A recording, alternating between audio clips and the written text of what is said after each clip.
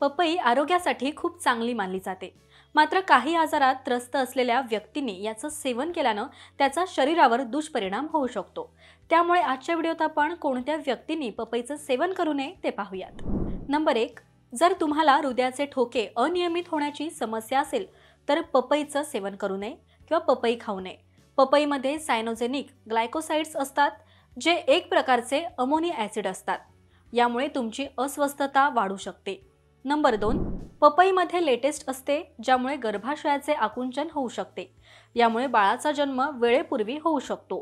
Number 3, ज्यांना कोणत्याही प्रकारची ॲलर्जी आहे त्यांनी पपई खाऊ नये।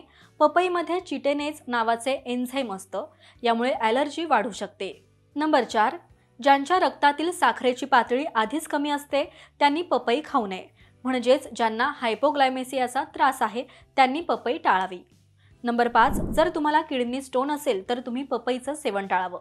पपईमध्ये व्हिटॅमिन सी भरपूर प्रमाणात असतं, जे एक समृद्ध अँटीऑक्सिडंट आहे।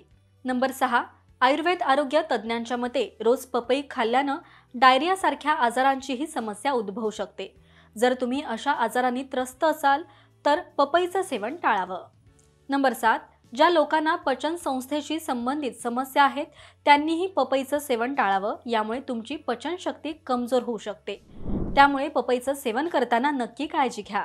आणि हा व्हिडिओ तुम्हाला कसा वाटला हे कमेंट करून नक्कीच सांगा। पाहत रहा महाराष्ट्र टाइम्स। धन्यवाद।